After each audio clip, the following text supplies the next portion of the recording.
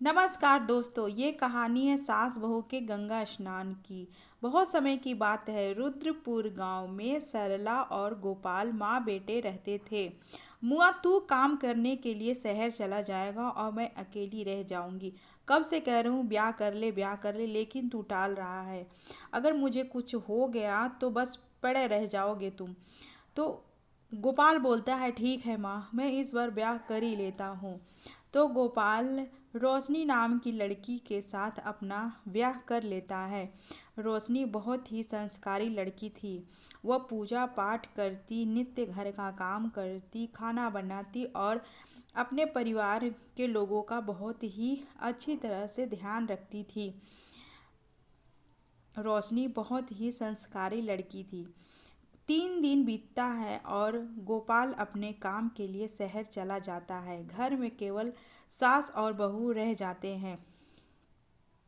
धीरे धीरे करके वक्त बीतता है और फिर कार्तिक स्नान का टाइम आ जाता है।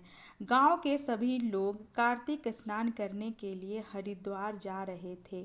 तो सरला भी तैयारी कर ली कार्तिक स्नान करने के लिए हरिद्वार जाने के लिए। तो सरला बोलती है, बेटा तुम घर का ख्याल रखना और मैं जा रही हूँ स्नान करने। तो रोशनी बोलती है, माँ जी मैं भी चलूँगी। सरला बोलती है, नहीं तू अभी छोटी है, मैं जा रही हूँ, तुम फिर कभी चली जाना, और हाँ घर का अच्छी तरह से ख्याल रखना। इतना कहकर सरला हरिद्वार के लिए निकल जाती है। रोशनी अपनी सासू माँ के जाने के बाद एक कुम्हार के पास जाती है और 33 कुंडे खरीद लाती है और उसे वो छत पे रख देती है। रात को एक कुंडे में पानी भर कर रख देती है और फिर सुबह उसी पानी से स्नान करती है और बोलती है, सास नहाए कुंडे के नीचे, बहू नहाए कुंडे बीच, घर घर गंगे और मन सच्चा तो कठौती में गंगा। इतना कहती है तो गंगा माँ की धारा उसके कुंडे में आ जाती है और फिर वह स्नान कर लेती है।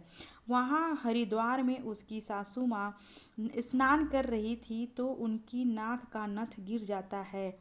और यहाँ जब उसकी बहू स्नान कर रही थी तो वो नथ गंगा धारा के साथ बहू के पास आकर गिर जाता है। धीरे धीरे कर कर 1 महीना बीत जाता है और कार्तिक स्नान पूरा होता है। तो सरला वापस घर आती है। तो रोशनी जाती है अपनी सासू माँ को घर लाने के लिए। तो सरला देखती है रोशनी के नाक में तो बोलती है, अरे ये तो मेरा नाक का है नथ, तुम्हारे पास कहाँ से आया। रोशनी बोलती है, माँ जी घर चलिए, मैं आपको सब कुछ बताती हूँ। रोशनी अपनी सासू माँ को लेकर छत पे जाती है और 33 कुंडे दिखाती है।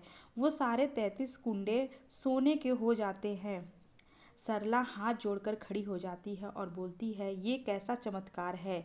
तो रोशनी बोलती है, माँ जी मैंने भी कार्तिक स्नान किया है। तो सरला बोलती है, वो कैसे।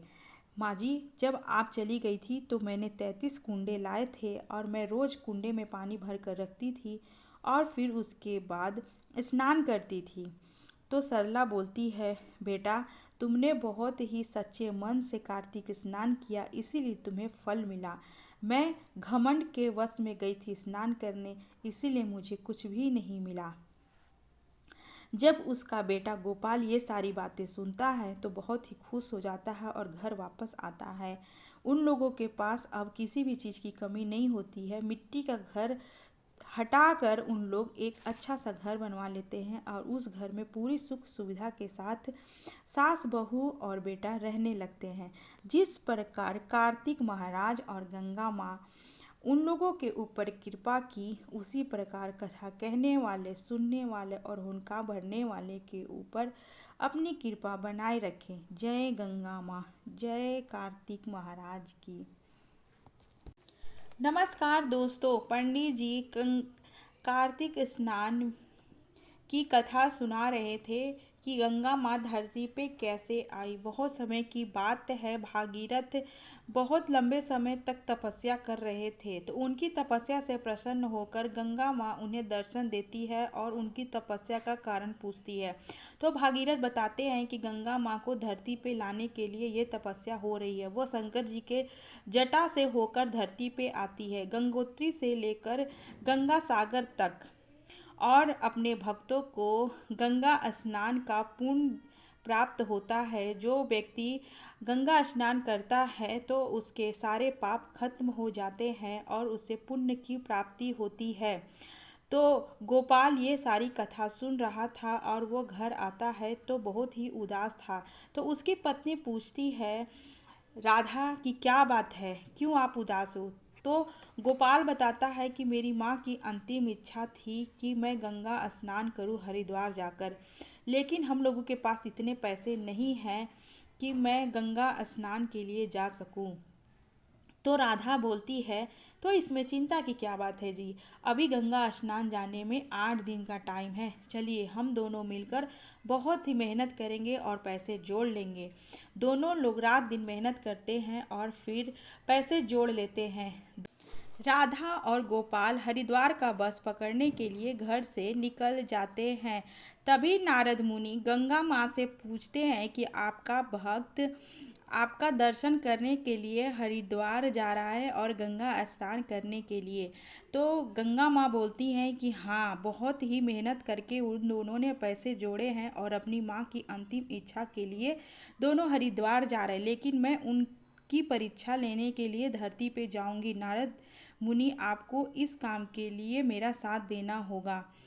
गोपाल और राधा दोनों स्टैंड पे खड़े होते हैं। तभी गंगा माँ एक औरत का रूप लेती हैं और नारद मुनि एक बच्चे का, और वो गोपाल के सामने हाथ जोड़कर रोने लगती हैं और बोलती हैं भाई साहब, मेरा बच्चा बहुत बीमार है और पंडित जी ने कहा है कि हरिद्वार में जाकर अगर मैं अपने बच्चे का स्नान करा दूं तो मेरा बच्चा सही हो जाएगा, लेकिन मेरी कोई मदद करने को तैयार नहीं है। मैं कितने लोगों के पास जाकर रोई गिड़गिड़ाई, लेकिन कोई भी मुझे बस का टिकट देने के लिए तैयार नहीं है। मेरे पास इतने पैसे नहीं हैं कि मैं हरिद्वार जाकर के अपने बच्चे को नहला सकूं और उसको इस कष्ट से मुक्ति दिला सकूं।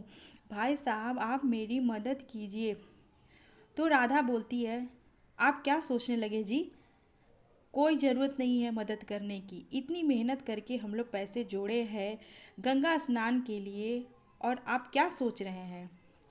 तो गोपाल बोलता है, ये लो बहन, कुछ पैसे हैं और बस का टिकट।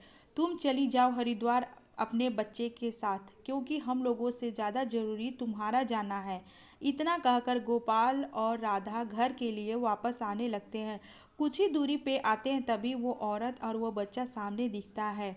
तो गोपाल बोलता है, आप हरिद्वार नहीं गई?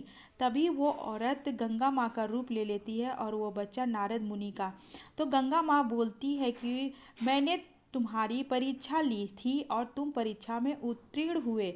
ये लो अपना धन और टिकट, हरिद्वार जाओ और तुम स्नान करो।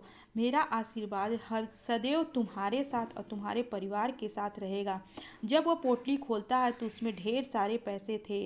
राधा और गोपाल बस पकड़ते हैं और हरिद्वार जाते हैं। वहाँ जाकर पूजा करते हैं और अपनी माँ की अंतिम इच्छा को पूरा करते हैं। जिस प्रकार गंगा माँ उस पर कृपा की, उसी कथा कहने वाले, सुनने वाले और हुंकार भरने वाले सब पे करे। जय माँ गंगा।